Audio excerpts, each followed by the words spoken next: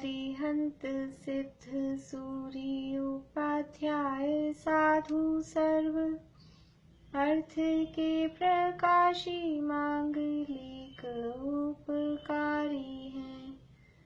तिन्ह को स्वरूप जान रागते भई जो भक्ति काय को नवाए स्तुति को जारी है। धन्य धन्य ते नहीं ते काज सब आज भये कर जोरी बार बार वंदना हमारी है। मंगल कल्याण सुख ऐसो हम चाहत हैं। हो मेरी ऐसी दशा जैसी तुम धारी है। हो मेरी ऐसी दशा जैसी तुम धारी है। मंगलमय मंगल करण वीत राग विज्ञान नमो ताहि जाते भये अरहंतादि महान। करि मंगल करि हो महा ग्रंथ करन को काज। जाते मिले समाज सब पावे निज पद राज। मिथ्या देवादिक भजे हो है मिथ्या भाव। तज तिन को साचे भजो यह हित हेतु पाव। यह हित हेतु पाव। प्रश्न कर ले। 73 से देखना है ना। सर्प द्वारा पेज नंबर 180 पे है। सर्प द्वारा डैश मरण होता है और कुगुरु डैश मरण देता है। बोलिए सुनीता आंटी, आप चालू करिए। सर्प द्वारा एक बार मरण होता है और कुगुरु द्वारा अनंत बार मरण होता है। हाँ, सर्प द्वारा तो एक ही बार होता है, कुगुरु द्वारा अनंत। कैसे होता है अनंत मरण, बता सकते? मतलब वो हर भाव में भी मिथ्यात्व का उदय है ना हमारे साथ, तो हर बार संसार में पड़ा रहेगा ना इंसान से जब तक मिथ्यात्व रहेगा। हाँ, बढ़िया। और फिर वो एंड में जाके निगोद में ही पहुंचना है। निगोद में क्या होगा? बार-बार में जन्म मरण और अनंत काल तक अगर संसार में ही रहे इस मिथ्यात्व के फल में, तो अनंत मरण इसके फल में होंगे। बढ़िया। उपदेश सिद्धांत रत्नमाला ग्रंथ के रचयिता कौन है और वहां कुगुरु को क्या क्या उपमाएं दी गई हैं? बोलो प्रीति। रचयिता तो नेमीचंद भंडारी है और वहाँ कुगुरु को भाट तथा सर्प आदि की उपमा दी गई है। हाँ, भाट सर्प इस तरह की उपमाएं वहां दी हैं। बढ़िया। रचयिता नेमीचंद भंडारी हैं। जिन लोगों को नहीं ख्याल में हो लिख लें। नेमीचंद जी भंडारी। संगपठ ग्रंथ के लेखक किसके रचयिता है? उपदेश सिद्धांत रत्नमाला ये ग्रंथ है। और ये जो नेमीचंद भंडारी है पुराने हुए होंगे टोडामल जी से भी पहले, तब तो उन्होंने टोडामल जी ने रेफरेंस दिए हैं उसके। संगपट ग्रंथ के लेखक कौन है? बोले मीना चाची। ये श्वेतांबर ग्रंथ है और जिन बल्लभ सूरी का लिखा हुआ है। बढ़िया। जिन बल्लभ सूरी का और 11वीं शताब्दी का ये ग्रंथ है। मतलब ये भी 800 900 1000 साल पुराना ग्रंथ है। ऐसे कुगुरु गृहस्थों को क्या मानते हैं, उनके साथ कैसा व्यवहार करते हैं? मतलब जो कुगुरु हैं, ऐसे कुगुरु मतलब जिनकी चर्चा चल रही है, ये कुगुरु गृहस्थों को क्या मानते हैं, उनके साथ कैसा व्यवहार करते हैं? ममता भाभी।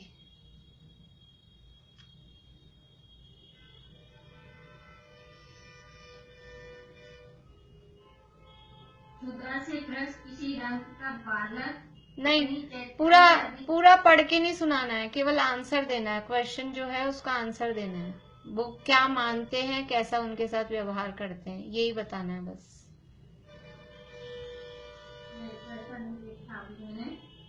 पारुल मानता है। हाँ, रंकवत मानता है। और आगे और है, ज्ञानियों को बालवत अज्ञानी मानता है और सर्वग्रस्तों को रक्तवत मानता है, तो यह बड़ा आश्चर्य हुआ। चलिए निशा आंटी बोलिए। ठीक है, पर अधूरा है अभी भी।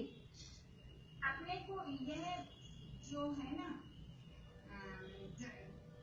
ये अपने आप को इंद्रवत महान मानते हैं, ज्ञानियों को बालवत अज्ञानी मानते हैं, सर्वग्रस्तों को रंगवत मानते हैं और ग्रस्तों को वृषभवत हाँकते हैं, जबरदस्ती दानादिक लेते हैं। सो हाय हाय, यह जगत राजा से रहित है। हाँ, इनके बारे में न्याय पूछने वाला हूँ। हाँ, लास्ट लाइन की जरूरत नहीं है, बस वो क्या मानते हैं और कैसा व्यवहार करते हैं, कि वो अज्ञानी के समान मानते हैं, रंक मानते हैं और उनको वृषभ के समान बैल की भांति हाँकते हैं और जबरदस्ती दानादिक लेते हैं। ये उनकी प्रवृत्ति उनके साथ में होती है। पंडित जी ने श्वेतांबर ग्रंथों की साक्षी क्यों दी? बोलो प्रीति।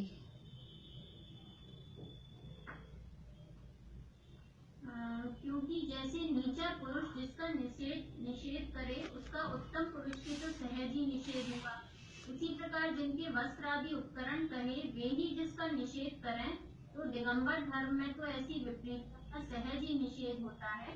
इसलिए श्वेतांबर विरचित जो उपदेश है उनका साक्षी पंडित जी ने दिया। बढ़िया। हाँ, आगे है, फिल इन द ब्लैंक्स है। कुगुरु के श्रद्धान सहित जीव डैश नहीं हो सकता।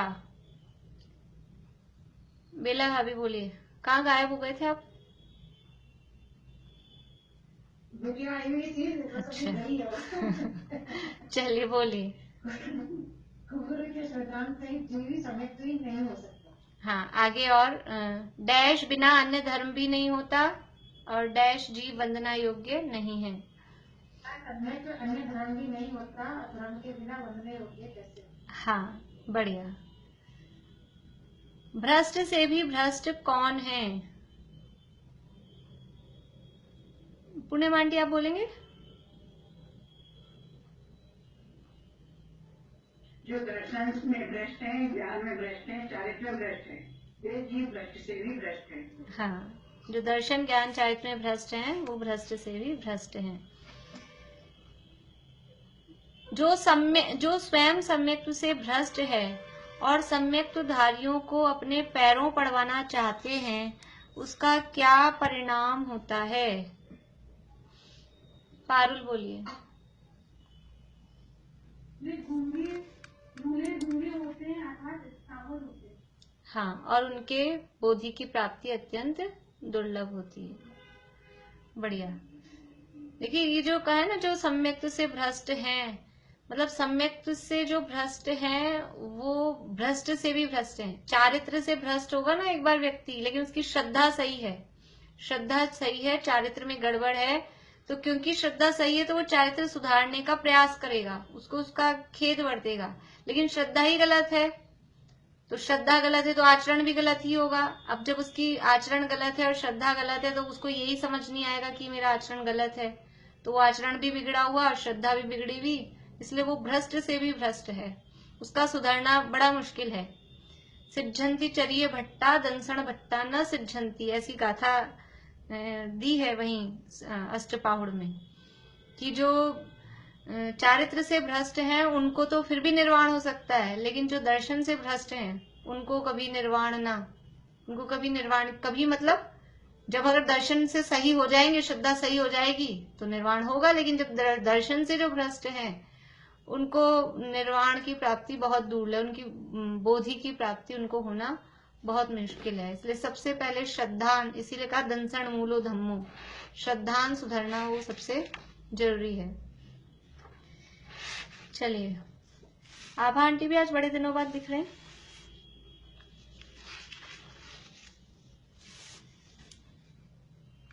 चलिए आगे अपना पढ़ना है अपने को, इतना ही करते हैं 80 नंबर तक, फिर आगे कल देख लेंगे।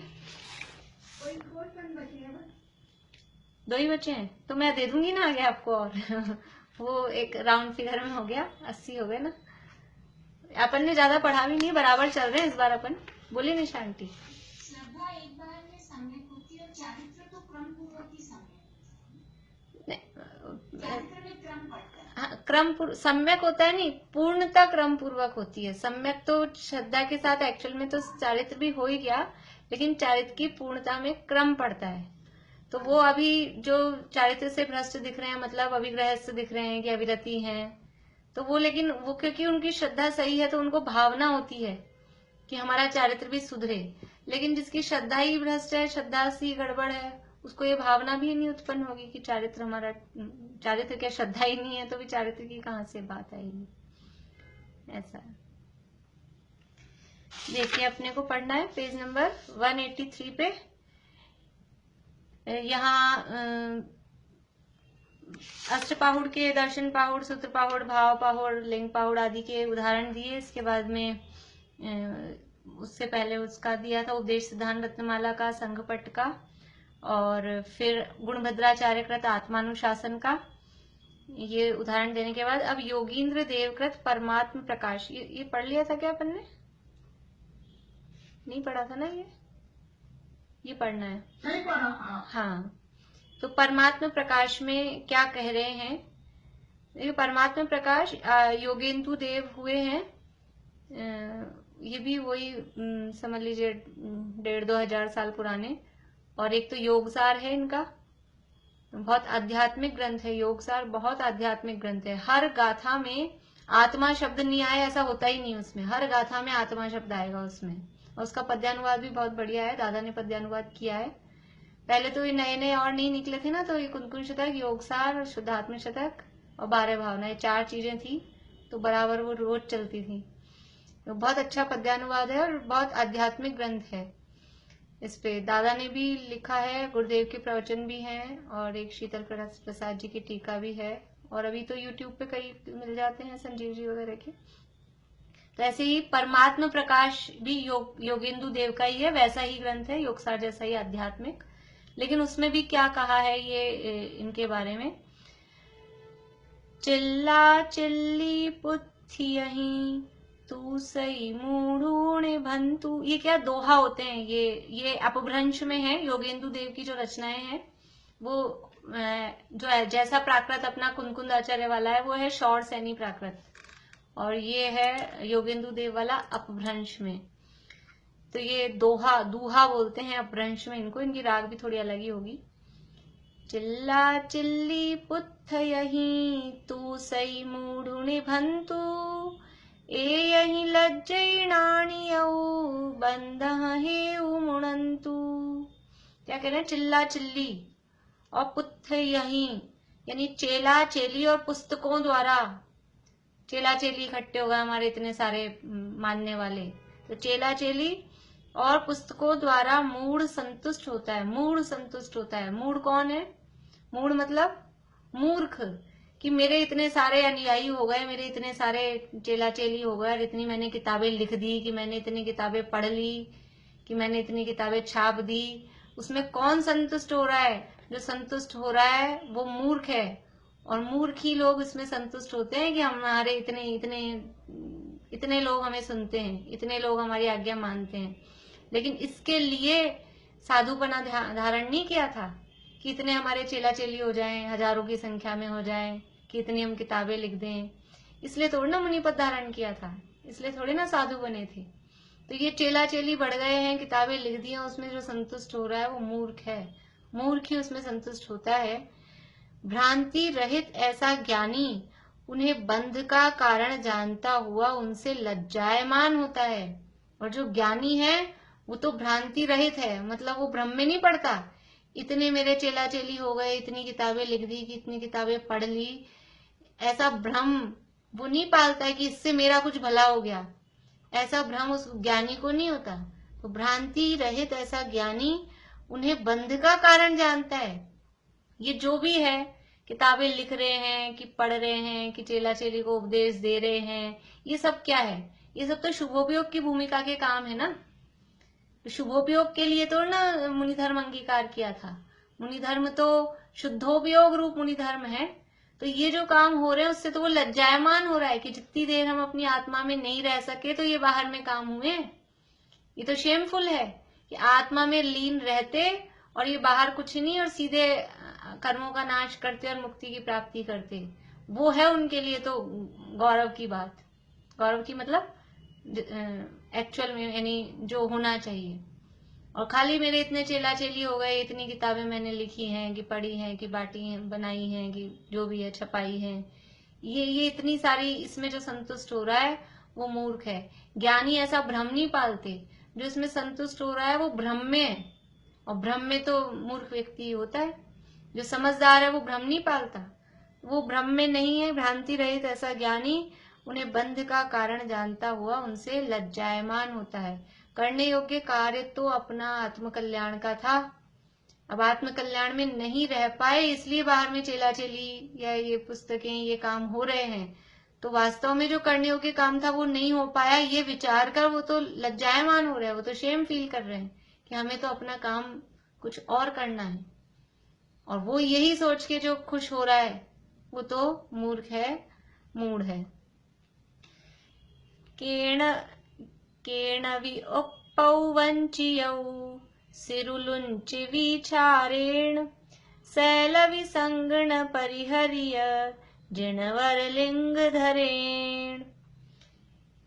केणवि अपौ वंचयौ, वंचयौ यानी कोई अपने को ही वंचना कहते हैं, छलता है अपने। केणवि कोई, अपौ अपने को ही छल रहा है, अपने को ही छल रहा है कि किसी जीव द्वारा अपना आत्मा ठगा गया, मैं अपने से छला गया, पर में अपनापन करके, हाँ मैं अपने से छला गया। एक भजन है, अभय जी का है कि राजेंद्र कुमार जी का है, अभय जी का है शायद। जो अपना नहीं उसके अपने पन में जीवन चला गया, पर में अपनापन करके, हाँ मैं अपने से छला गया। पर को अपना मान के हम सोच रहे इतना मेरा हो गया, इतने लाख, इतने करोड़, इतने अरब, इतना सोना, इतना चांदी, इतना परिवार, ये मेरा, इसको अपना मान के अपने आप को ठग रहे हैं। ये कुछ अपना था ही नहीं। और साधु बन गया तो इतने चेला चेली, पुस्तक और ये वो, ये अपना आत्मा ठगा गया, अपना आत्मा ठगाया जा रहा है। दूसरे को, एक और मैंने कहीं सुनी थी कोई बात, किसी समझ लो कि आपने किसी को बेवकूफ बनाया, किसी को बेवकूफ बना के और कुछ भी पैसा हड़पा कि जो भी कुछ किया तो खुश होते हैं, हमने उनको मूर्ख बना दिया। लेकिन ये नहीं सोच रहे कि उनका कितना विश्वास था तुम्हारे ऊपर, उन्होंने विश्वास किया तुम पर और तुमने उनको मूर्ख बनाया। तो वो मूर्ख नहीं बने, तुम खुद ही मूर्ख बन गए ना, कि तुमने उनके विश्वास को पहचाना नहीं और विश्वास को तोड़ा। हम दूसरों को मूर्ख बना के सोच रहे हैं और खुश हो रहे हैं, लेकिन ये अब दूसरे को नहीं ठगता है कोई भी, अपने आप को ही ठगा जा रहा है। ये मायाचारी करके, ठगाना मतलब मायाचारी करके समझते हैं हम दूसरों को ठग रहे हैं। आर्य धर्म में बहुत लिखा है दादा ने ऐसा, ये समझ रहे हैं दूसरे को बेवकूफ बना रहा है, लेकिन ये पता नहीं चल रहा है कि ये खुद कैसे तो कर्म बांध रहा है, अगले वो में खुद को ही भोगना पड़ेगा। जिसके साथ मायाचारी करी वो तो बेचारा सीधा सच्चा रहा, उसके तो कर्म का उदय आया, वो यहाँ निपट गया। और आप कितना बांध रहे हो आगे। तो ये अपना आत्मा ठगाया जा रहा है किसी जीव द्वारा, अपना। हाँ जी, आगे स्वयं भी कितना ठगाया जाएगा ये सब। हाँ, क्योंकि जो फल मिलता है ना वो तो इतना सा नहीं होता कि हमने 10 रुपए ठगे हैं तो अभी 10 ही रुपए अपने से कोई ठगेगा। वो तो पूरा ब्याज सहित होता है, फिर 10 का ब्याज अरबों खरबों में जाता है। जैसे कि 22 मिनट के लिए प्रतिमा का 22 सेकंड के लिए प्रतिमा का निरादर किया तो 22 सेकंड का फल 22 वर्ष। अब देख लो कि अपन क्या सोचते हैं, कितना ही तो किया है, कितना कितना वो कंपाउंड इंटरेस्ट लगता है एकदम, ऐसा है। किसी जीव द्वारा अपना आत्मा ठगा गया, वह कौन? किस जीव के द्वारा अपना आत्मा ठगा गया, वह कौन? मतलब यहाँ किसी जीव द्वारा, तो किस जीव द्वारा ठगाया गया अपना आत्मा? कि जिस जीव ने जिनवर का लिंग धारण किया और राख से सिर का लोच किया, परंतु समस्त परिग्रह नहीं छोड़ा। उसने अपने आत्मा को ठगा। वो सोच रहा है मैं साधु बन गया, मैं मुनि बन गया। जिसने जिनवर का लिंग धारण किया, नग्न दिगंबर हो गया। जिनवर का लिंग यानी नग्न दिगंबर हो गया। राख से सिर का लोच किया यानी केशलोच किया, नग्न दिगंबर होकर केशलोच किया। राख लगा के करते होंगे केशलोच, तो इसलिए ऐसा लिखा, राख से सिर का लोच किया। परंतु लेकिन क्या हुआ? नग्न दिगंबर तो हो गया, लोच भी कर दिया, परंतु समस्त परिग्रह नहीं छोड़ा। क्या बात कर रहे हो? जब आप कह रहे हो जिनवर का लिंग धारण किया तो बाहर से तो नग्न दिगंबर हो गया ना, अब कौन सा परिग्रह रह गया? बोलो पारुल, कौन सा परिग्रह रह गया? बाहर से तो कोई भी कपड़े लत्ते सब छोड़ दिए, घर गृहस्थी छोड़ दी, अब कौन सा परिग्रह? हाँ बढ़िया, कौन से अंतरंग परिग्रह? क्रोध मान माया के वो चारों और 9 बढ़िया बढ़िया। तो मिथ्यात्व और कषाएं ये तो अंदर पूरी की पूरी रखी दबा के, बाहर से दिखाने को छोड़ दिया है। घर छोड़ दिया, कपड़े छोड़ दिए, घर छोड़ा, वैभव सब छोड़ा, वो तो सब छोड़ दिया, लेकिन अंदर कहाँ छोड़ा? 2 प्रकार के परिग्रह थे, 2 प्रकार में से एक ही प्रकार का छोड़ा, और वो भी जाने छोड़ा कि नहीं छोड़ा। वो भी धन दौलत रुपया पैसा इकट्ठा करने में लगे रहते हैं और उसमें लगे रहते हैं, तो वो भी नहीं छूटा। लेकिन मान लो वो छोड़ा, तो 2 में से एक ही छोड़ा, तो छोड़ा कहाँ? आधा। और अगर ऐसा देखें 24 में से, तो 24 में से 14 है अंतरंग, बहिरंग तो 10 ही है। अंतरंग तो 14 है, अंतरंग ज्यादा है, वो तो सारे के सारे रखे, और बहिरंग छोड़े, और वो भी पूरे नहीं छोड़े। इसलिए कहा कि परिग्रह नहीं, समस्त परिग्रह नहीं छोड़ा। उसने अपनी आत्मा को ठगा है। वो सोच रहा है मैं दुनिया को ठग रहा हूँ, मूड मुड़ाए 3 गुण, सिर की मिट गई खाज, खाने को लड्डू मिले, लोग कहे महाराज तो दुनिया बहकावे में आ रही है। दुनिया नहीं ठगी जा रही है, वो अपने आप को ही ठग रहे हो, तुम अपने आप को ही ठग रहे हो, अपना आत्मा ठगाया गया है। देखिए आगे, जे जिण लिंगु धरे विमुनि, इट्ठ परिगहलिंती, छद्दी करे विणु तेज जिय, सापुण छद्दी गिलंती। छद्दी, छद्दी यानी छर्दी यानी वॉमिटिंग, वमन। जो जे जिण लिंगु धरेवी मुनि, जो मुनि जिन लिंग धारण करते हैं, जिन लिंग, बार बार में ये शब्द आ रहा है, जिन लिंग, जिन लिंग, भगवान का लिंग है वो, जैसे भगवान होते हैं वो लिंग धारण किया है। क्यों किया है?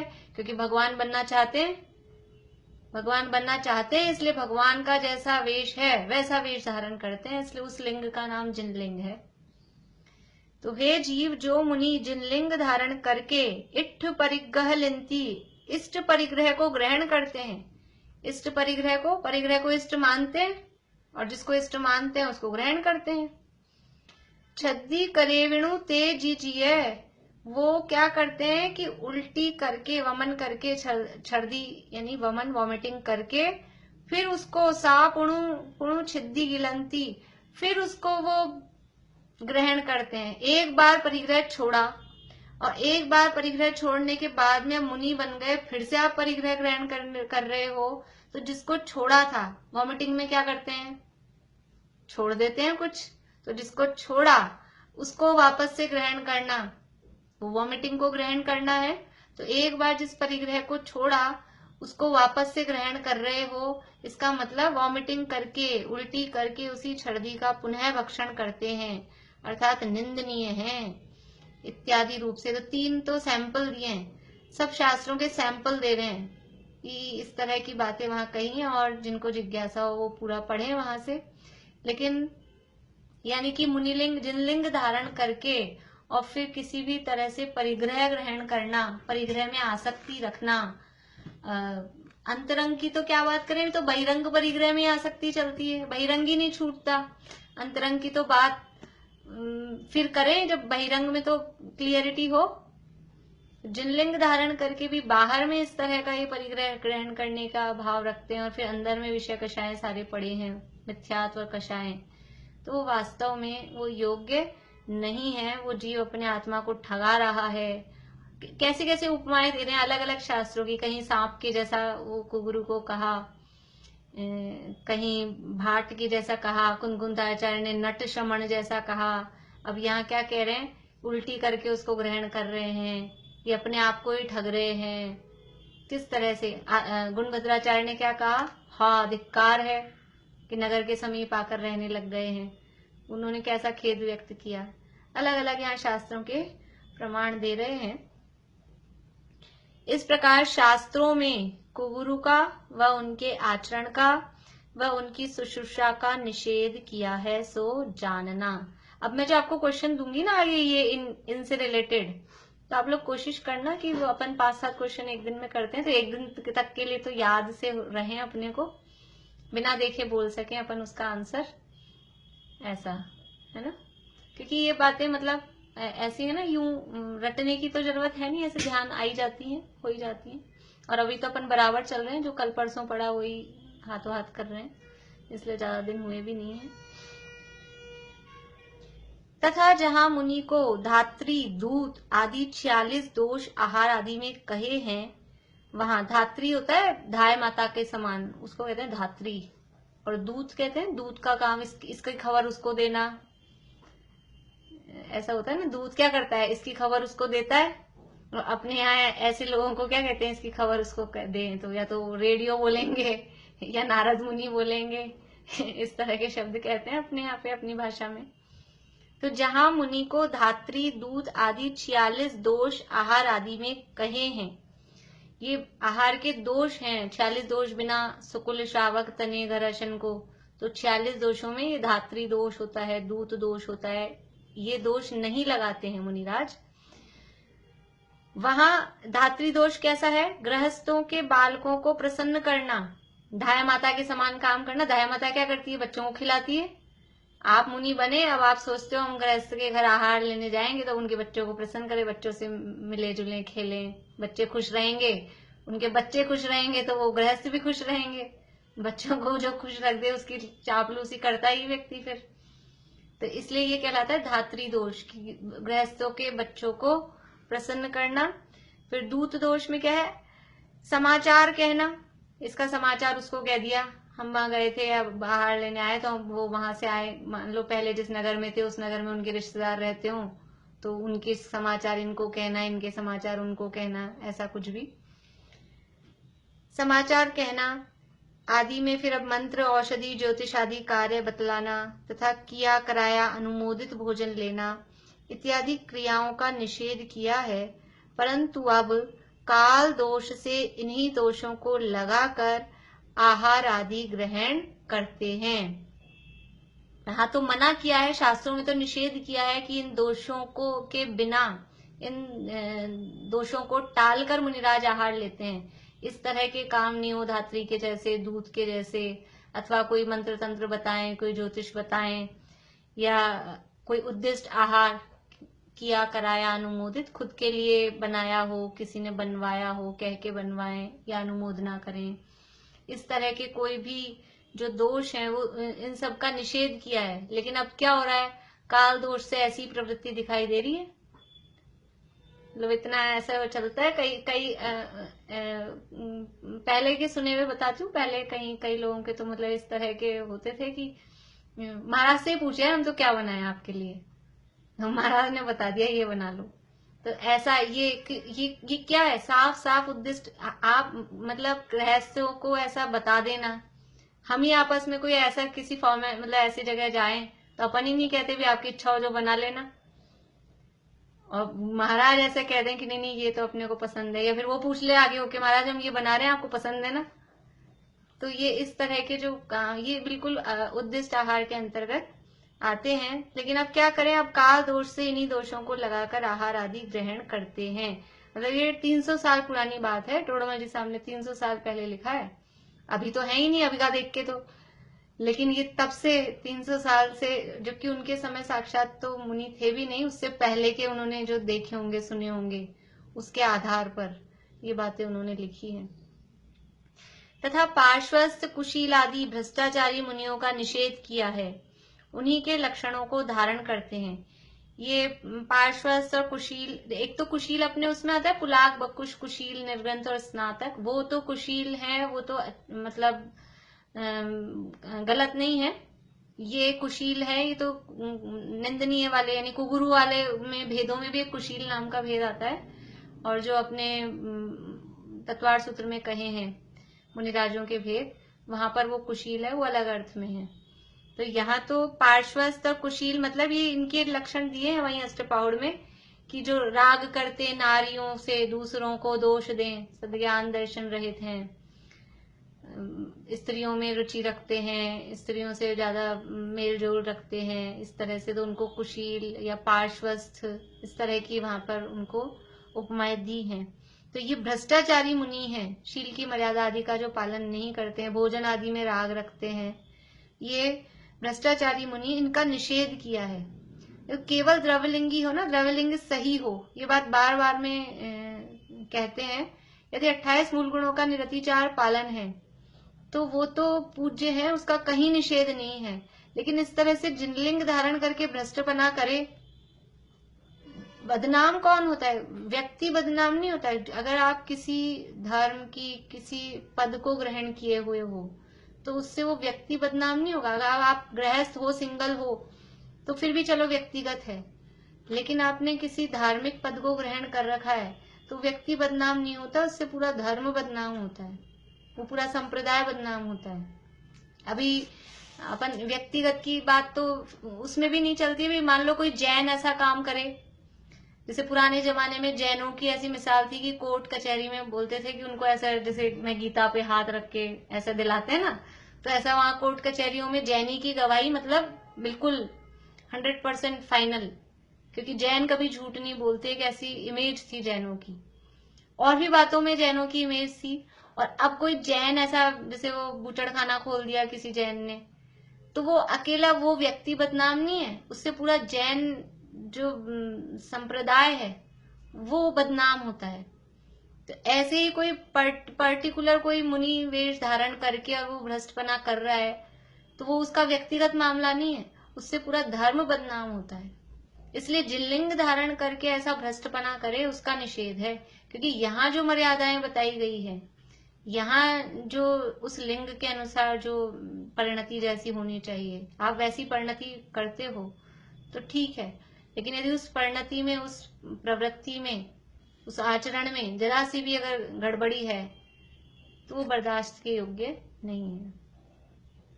तथा पार्श्वस्थ कुशीलादि भ्रष्टाचारी मुनियों का निषेध किया है, उन्हीं के लक्षणों को धारण करते हैं। इतना विशेष है कि वे द्रव्य से तो नग्न रहते हैं, यह नाना परिग्रह रखते हैं। वो जो पार्श्वस्थ और कुशील वाले जो मुनि है ना, वो द्रव्य से तो नग्न रहते हैं, बाहर से तो नग्न है, लेकिन यहाँ पे ये क्या है, ये तो नाना प्रकार के, अनेक प्रकार के परिग्रह भी रखते हैं। तथा वहां मुनियों के भ्रामरी आदि आहार लेने की विधि कही है, परंतु यह आसक्त होकर दातार के प्राण पीड़ित करके आहार आदि का ग्रहण करते हैं। ये क्या कर रहे हैं मुनि राजा? पीछे भी अपन ने पढ़ा था पहले अधिकार में, जो पंचपरमेश्वरी का स्वरूप पढ़ा था, तो मैंने आपको 5 प्रकार की मुनिराजों की वो बताई थी आहार की वृत्ति। याद है किसी को? बोलो पारुल, बता रहे हो?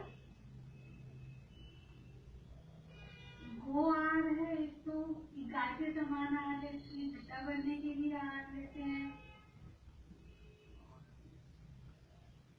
हाँ, और कोई मदद करें?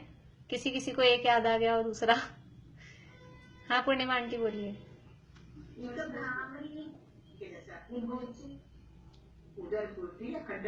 हाँ वो तो बता दिया, भ्रामरी हो गया, एक है गोचरी, एक गर्त पूरण। अब 2 और रह गए। प्रीति? नहीं? ममता? अभी नहीं है यहाँ। चलिए, गोचरी, तो गोचरी का मतलब है गाय के समान, यानी गाय आहार भोजन लेती है तो वो मुंह जा करके नहीं देखती कि कौन दे रहा है, स्त्री दे रही है कि पुरुष दे रहा है, कि ये सुंदर है कि बदसूरत है, इसने गहने कितने पहने हैं, काली है कि गोरी है, ड्रेस कपड़े कौन से पहन रखे हैं, 100 रुपए की साड़ी पहनी है कि 5,000 की साड़ी पहनी है, मतलब वो कुछ उसको मतलब नहीं है, वो अपने को उसको भोजन करना है, उससे मतलब है। तो ऐसे ही मुनिराज आहार के लिए जाते हैं तो वो ये नहीं देखते निर्धन है कि धनवान है कि राजा है कि रंक है कि कितने वस्त्र पहने हैं कि कितने जेवर पहने हैं, वो गाय के समान बस आहार से मतलब है, वो आहार करते हैं। तो यह है गोचरी। दूसरा है भ्रामरी।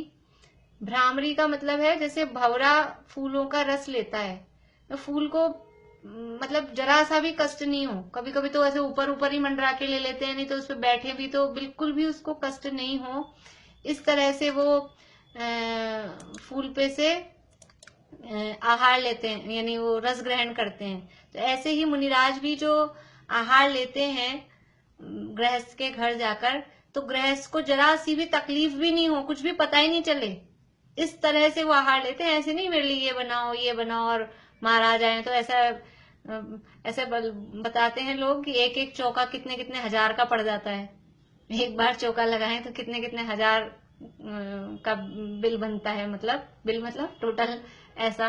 तो इस तरह से नहीं, इस तरह से आहार लेते हैं कि जैसे वो भंवरा फूल पे से रस ले ले और फूल को जरा सा भी कष्ट नहीं हो, ऐसे ही मुनिराज गृहस्थ के घर आहार ले और गृहस्थ को कुछ भी जरा भी कोई भार नहीं फील हो, इस तरह की उनकी वृत्ति होती है। ये भ्रामरी, यानी मुनिराज की आहार की वृत्तियां कैसी होती है, 5 प्रकार उसके बताए हैं। फिर जो खुद के लिए बनाया गया ना, उसी में से हाँ, उसी में से देते हैं। तो जो खुद के लिए बनाया उसमें से दे दिया, तो एक्स्ट्रा कुछ करने की जरूरत, मतलब जो खुद खा रहा है, खुद के लिए जो बनाया है उसी में से देना है, तो तकलीफ होने की बात ही नहीं है। लेकिन स्पेशली बनाया जाएगा और डिमांड पे बनाया जाएगा तो उसमें तो होती ही है नेचुरली। अपने को भी देखो, अपने घर ऐसे अभी शाम का टाइम है और कोई आ जाए 5, सवा 5 बजे, 5:30 बजे अचानक से, तो जो होता है बड़े से बड़ा भी आदमी कोई आ जाए ना, तो जो है उसमें से अपन खिला देंगे। और ऐसे निमंत्रण देके बुलाना हो तो अड़ोस पड़ोस सामान्य व्यक्ति को भी निमंत्रण देके बुलाने में अपने को हेजिटेशन होता है कि निमंत्रण देके बुलाएंगे तो फिर कुछ ये बनाओ वो बनाओ, मतलब पूरा वो रहता है, हिसाब किताब अपने को करना पड़ता है, तो इसलिए वो भार लगता है। और ऐसे कोई भी आ जाओ, इसलिए कई लोग ऐसे बोलते हैं कभी भी आ जाया करो, तो वो सामने लगे आप बुला लिया करो, कि तो हम बुलाते नहीं, आप कभी भी आ जाओ। बुलाने में एक बाउंड्री वो हो जाती है, भार हो जाता है सिर पे, तो ऐसा वो गृहस्थ के घर सिर पे भार नहीं हो, वो है भ्रामरी वृत्ति। फिर है गर्त पूरण। गर्त पूरण मतलब खड्डा भरना है, खड्डा हो जाए अपने घर के आगे बारिश के दिनों में और वो दिक्कत करता है, पानी भी भरता है उसमें खड्डे में, वो भी तो उसको खड्डे को भरना है, तो क्या भरें, हीरे जवाहरात कि कौन सी बढ़िया से बढ़िया महंगी से महंगी मिट्टी लाके भरें, या कुछ भी भरो, पत्थर लाओ, कूड़ा कचरा लाओ, बस भर जाना चाहिए, कुछ भी डालो इसमें। तो ऐसे ही पेट का खड्डा भरना है, तो उसमें ये नहीं कि रसगुल्ले ही होने चाहिए, कि गुलाब जामुन ही होने चाहिए, कि और इडली डोसा ही होना चाहिए, कि जैसा कि बहुत अच्छा मीठा होना चाहिए, कि नमक बराबर प्रॉपर होना चाहिए, कि नमक वाला मिले, बिना नमक वाला मिले, मीठा मिले, बिना मीठा मिले, घी वाला मिले, बिना घी वाला मिले, बस भक्ष्य होना चाहिए, मर्यादित जो है वो होना चाहिए। उसके अलावा कैसा है स्वाद में वो नहीं देखते, पेट का खड्डा भरना है। इसलिए तीसरी वृत्ति है गर्त पूरण। फिर चौथी है अक्षमृक्षण। अक्ष लिखते हैं, अक्षर लिखने में रे हटा दो, अक्ष। और मृक्षण, मैं में नीचे री की मात्रा और कक्षा वाला शय और णमो वाला, अक्षमृक्षण।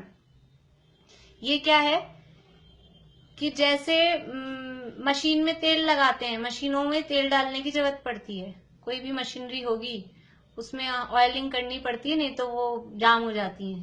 तो ऐसे ही ये शरीर की जो अंदर पेट की मशीन है, उस मशीन को चलाने के लिए ये भोजन वो तेल डालने के समान है। इसलिए वो जो आहार ले रहे हैं वो कोई अपनी क्या मतलब रसना इंद्रिय की लोलुपता के लिए नहीं ले रहे हैं, वो केवल इस शरीर की मशीनरी काम करती रहे, उसमें तेल के रूप में ये आहार काम देता है, इसलिए वो अक्षम रक्षण यानी शरीर रूपी मशीनरी को चलाने के लिए आहार ग्रहण करते हैं। और लास्ट है उदराग्नि प्रशमन। उदराग्नि पेट में जो आग जल रही है उसको बुझाना। पेट में आग जलती है, उदराग्नि उसको बोलते हैं, यानी जो क्षुधा की अग्नि लगी है उसको बुझाने के लिए जो जैसा योग्य विधि से मिल जाए उस तरह का आहार वो लेते हैं। इसके अलावा कोई शरीर के पोषण के लिए या जिह्वा इंद्रिय के पोषण के लिए, इंद्रियों की पुष्टता के लिए वो आहार ग्रहण नहीं करते। ले तप बढ़ावन हेतु नहीं तन पोषते तजी रसन को, ये मुनिराज की आहार की वृत्ति होती है। तो कहा यहाँ पर कि मुनियों के भ्रामरी आदि आहार लेने की विधि कही है, परंतु ये तो विधि कही है, विधि तो ये है जिनवाणी में कि इस तरह से आहार लेना है, उनकी वृत्ति ऐसी होनी चाहिए, परंतु ये क्या करता है, यह आसक्त होकर दातार के प्राण पीड़ित करके आहार आदि ग्रहण करता है। कि वो जो भ्रामरी कही थी ना, वो भ्रामरी तो एक साइड में रह गई, कहीं नहीं। और आसक्त भोजन के लिए ही, जैसे तुम दीक्षा ली हो, भोजन के लिए ही साधु बना हो, ऐसा आसक्त होकर और दातार के प्राण पीड़ित हो जाएं, इस तरह से वो आहार ग्रहण करता है। तथा जो गृहस्थ धर्म में भी उचित नहीं है, वह अन्याय, लोक निंद्य, पाप रूप कार्य करते प्रत्यक्ष देखे जाते हैं। इतने तो कुछ मंदकशाही गृहस्थ भी होते हैं कि जैसा अपने घर में भी कि जैसा बना दो जैसे चुपचाप खा लेते हैं, नमक हो, कम नमक हो, बिना नमक हो, और जो बना दिया, जो कोई सी भी सब्जी हो, कोई सी भी रोटी हो, बहुत दिनों तक कोई मीठा नहीं बनाया तो भी कुछ नहीं। तो ये तो गृहस्थों से भी मतलब उचित, गृहस्थ धर्म में भी उचित नहीं है ऐसा काम। और फिर अन्याय, लोकनिंद, पाप रूप कार्य, इस तरह के कार्य ये करते देखे जाते हैं। वेश धारण कर रखा है मुनि का, और मुनिपना बिल्कुल भी नहीं है, इसलिए इनके लिए शब्द दिया है, ये वेशधारी हैं, मुनि वेशधारी। द्रव्यलिंगी नहीं है, द्रव्यलिंगी होते तो हम मानते, उनको वंदन करते, लेकिन ये तो केवल मुनियों का वेश धारण करके वेशधारी हुए हैं, इसलिए कुगुरु के अंतर्गत ही आते हैं। देखिए एक पैराग्राफ भी पढ़ तो लेते हैं, फिर कुछ विशेष बात होगी तो और कल देख लेंगे। तथा जिन बिंब शास्त्राधिक सर्वोत्कृष्ट पूज्य, उनकी तो अभिनय करते हैं, और आप उनसे भी महंतता रखकर ऊपर बैठना आदि प्रवृत्ति को धारण करते हैं, इत्यादि अनेक विपरीतताएं प्रत्यक्ष भाषित होती हैं। यानी भगवान बड़े हैं कि गुरु बड़े हैं।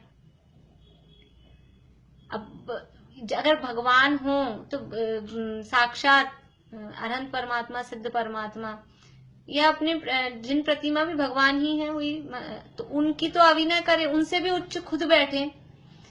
जिन बिंब शास्त्राधिक सर्वोत्कृष्ट पूज्य, उनकी तो अभिनय करते हैं, उनकी विनय का ख्याल ही नहीं है, खुद उनसे भी ऊपर बैठेंगे और उनसे भी महंता रखकर ऊपर बैठना आदि प्रवृत्ति को धारण करते हैं। यानी अपने आप को ही हम ही सर्वे सर्वा हैं, हम ही हैं बस, जो भी हैं, और कोई कुछ है ही नहीं, भगवान को भी नहीं गिनते, ऐसी बात है।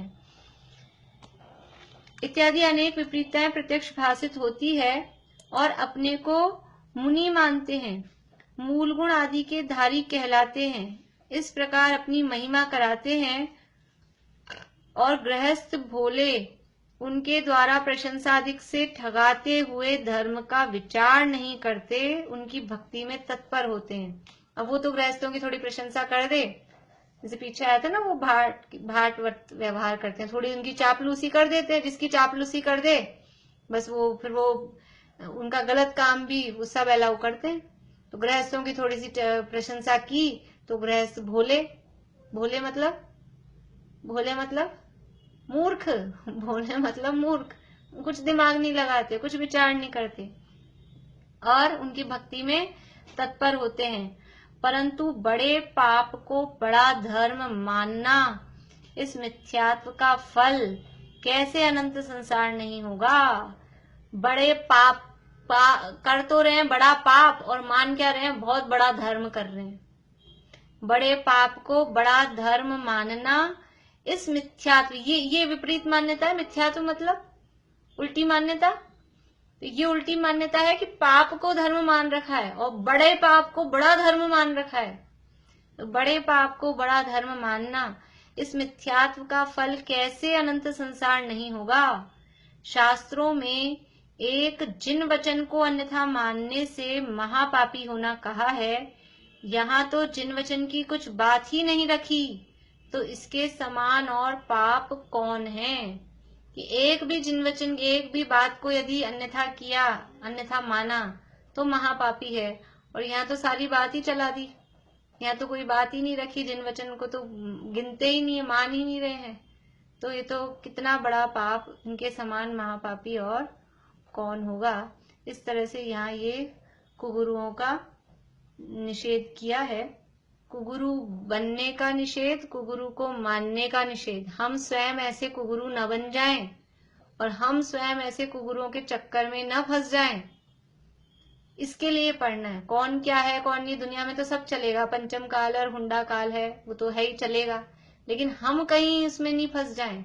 हम कहीं, अभी दुनिया में चल रहे हैं चोर उचक्के, रोज चैन स्नैचिंग हो रही है मान लो, तो वो तो घूम रहे हैं, तो क्या करें, हम किस किस को पकड़ने जाएं, किस किस को डांटने फटकारने जाएं।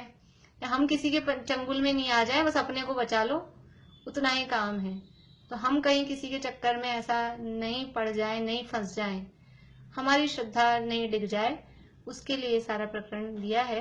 अब यहाँ शिथिलाचार की पोषक युक्तियां और उनका निराकरण। अब क्या युक्तियां, अभी तो आपकी सुन ली सारी, आपने बहुत सारे प्रमाण दे दिए, लेकिन अब हमारी भी तो सुनो।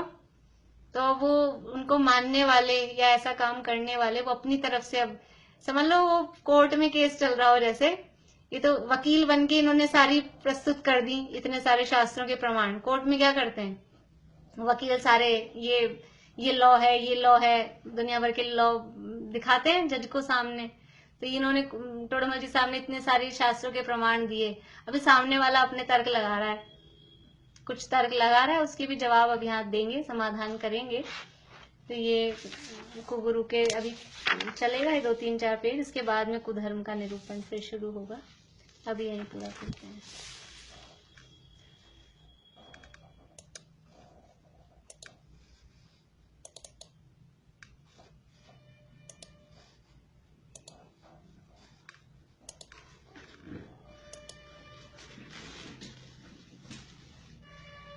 बस आत्मा ही बस रहा जिनके विमल श्रद्धान में, निज आत्मा बस एक ही नित रहे जिनके ध्यान में।